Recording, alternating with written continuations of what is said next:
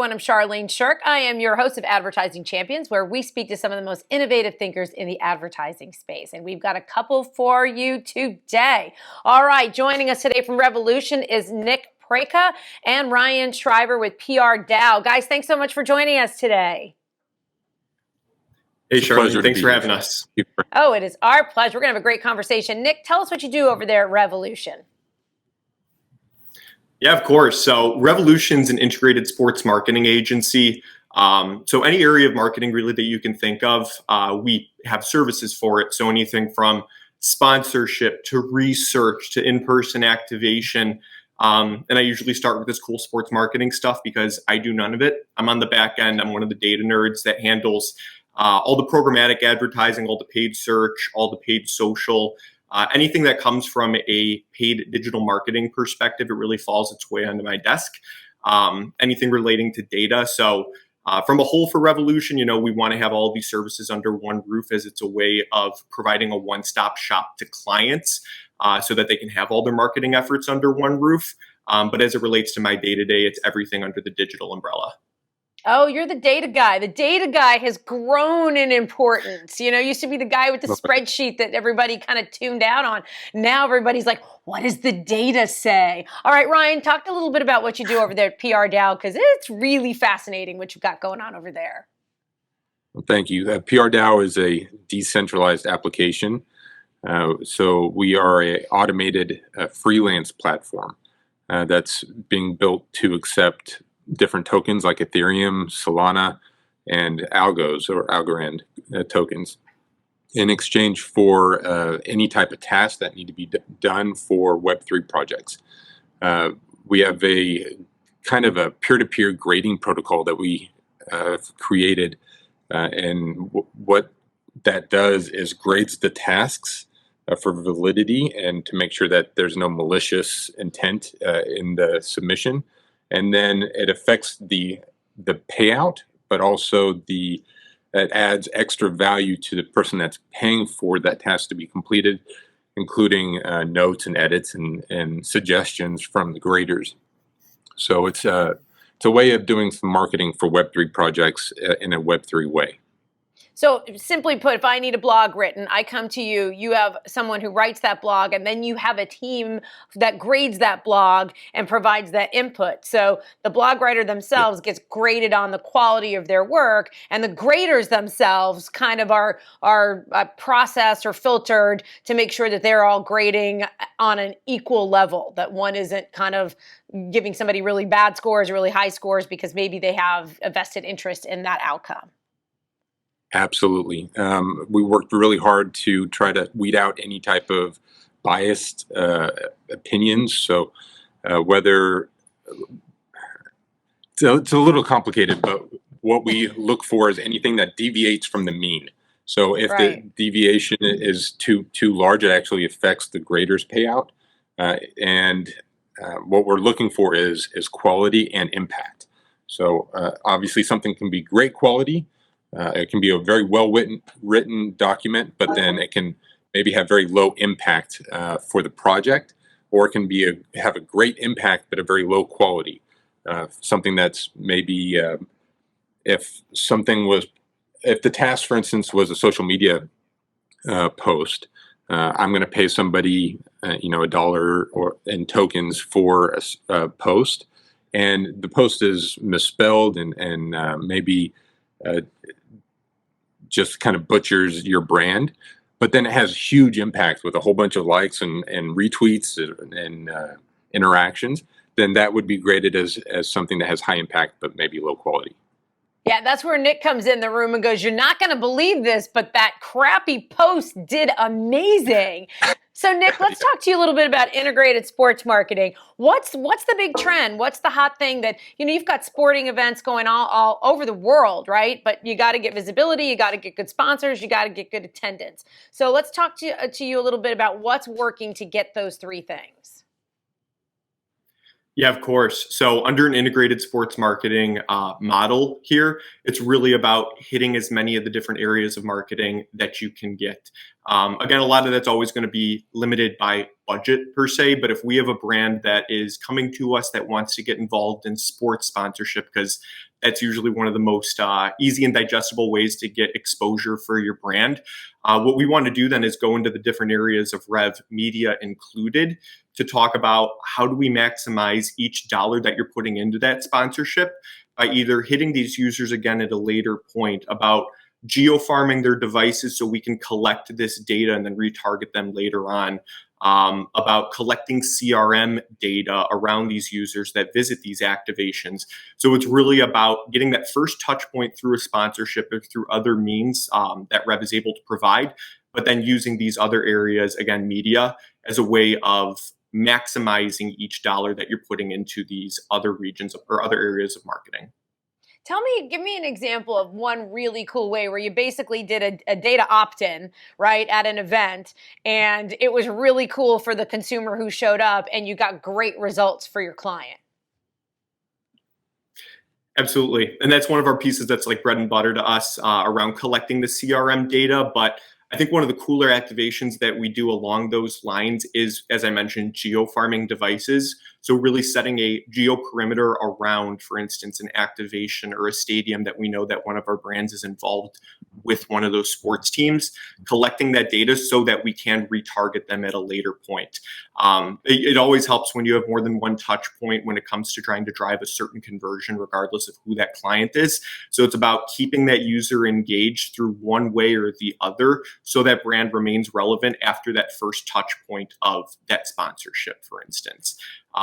I usually geek out around this geo farming piece, though. I think it's so cool that we're able to hit them at a later point, but it's around collecting that first party data, knowing that each day in this space, that first party data becomes more and more valuable as we see third party cookies starting to get, removed from our system as a whole. That is so true. All right, so Ryan, let me ask you, since you're getting all of these project requests coming your way, what do you see trending that, hey, we're starting to get a lot of asks for this, and what do you see really working? Because that is one of your measure points. Did this project, did this thing that we do really get the results that the client was looking for? Absolutely. So a big thing in Web3 projects is community, and that's very different from a lot of traditional marketing. The focus on building a strong community is very important. So that's a big ask for projects in Web3 in general. Moderation in their social channels or just content to get people talking and sharing and bringing their personal lives into this project. And that's big. That's really understating it, actually. That will make or break a project in Web3. All right, guys, I'm going to ask you, Ryan, I'm going to go right back to you. What's your biggest challenge in achieving your goals within your company? So we're doing fundraising, so that's always a big challenge right now, is obtaining funds, and a lot of Web3 blockchains or a lot of blockchains in general are in a bear market, so that makes things difficult. And then, of course, like I said, building community is always a challenge because people can really only invest their time and energy into a handful of projects. So building a strong community is very important. All right, Nick, how about you? What's your big challenge out there? There's a lot in this space. There's always going to be, which is part of the fun of this space. But I think my biggest day-to-day one is finding a way to speak one-to-one with people around this. Digital marketing is in and of itself a separate language, really. You have so many different acronyms. Different words have different meanings to different people. And then there's different levels of involvement that people have. For instance, an agency compared to some clients that reach out, and we understand, you reach out because you're looking for the expert in a lot of these cases, but around how do we relate these metrics or this performance and package it into a digestible format so that anybody can look at it and understand this is what we did, this is why we did it, this is what it accomplished, so that, especially again when we're working with the client, we know that we're communicating efficiently and effectively, and they are receiving that communication effectively as well, because we want to make sure everybody's on the same page with all of this stuff. Otherwise, where it's pretty difficult. It's very easy to not be on the same page in this space. It's pretty vague, this language. And Nick, we've got about we're in our kind of lightning round, if you will, where I ask you, what is your best tip you would get in your advertising space? So Nick, we'll go right back to you. Sure. My coworkers are going to make fun of me for saying this, because this is like, I'm going to have this engraved on my gravestone one day. You can bring a horse to water, but you can't make it drink, is what I always say about this space. There's a lot, and there's a lot that people sell in this space. There's a lot of unrealistic expectations that come, and it's going back to the pain point. We've had instances of a customer coming to us and saying, I have $1. How can you turn this into $2, basically? There's a lot that goes into it, and media is going to be a large part of it. For instance, we can bring that horse to the water, but there's a lot of factors that go into making it drink or making it convert in this case here. So really it's around, media isn't magic necessarily. We might make it look like it's magic more often than not. But there are very real limitations that fall in this space, and it's important to understand those limitations and what you can do. Oh, look at Nick trying to manage those expectations. That's definitely a challenge for everybody, every marketer. What? It's been 30 days and you haven't doubled my following? What? I haven't gone viral? What? We've all had those conversations. Ryan, how about you? What's your big tip in your space? I would say be real. And that's really important for building community. It's very important for buy-in for Web3. You got to show your true self. You got to, if you're not feeling it, I would even recommend people to say, hey, I'm not feeling it today.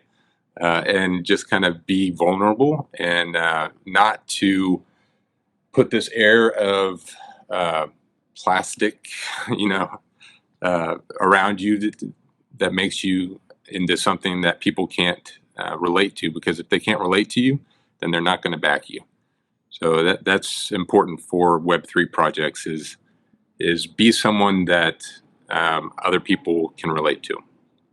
Isn't that interesting how authenticity and being genuine and true to yourself is one of the top things I hear right now when I do these interviews in a marketing space, right? Because marketing and branding and advertising is all about making you look your best self so that you get your best customers. And yet when you talk to a true marketer, it's don't do that. Be your best self, who you truly, truly are at the end of the day. That's what's going to resonate with your community. Guys, thanks so much for taking the time to join us today on Advertising Champions. It's just been a blast being able to have the opportunity to pick your brains.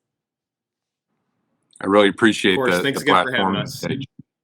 It's our pleasure. All right, folks, if you'd like to learn more about what they're doing over there at Revolution and PRDAO, you can check them out by going to dailyadbrief.com. All right, I'm your host, Charlene Short. Thank you so much for joining us on this episode of Advertising Champions, and we look forward to learning a whole bunch of new stuff with you next time.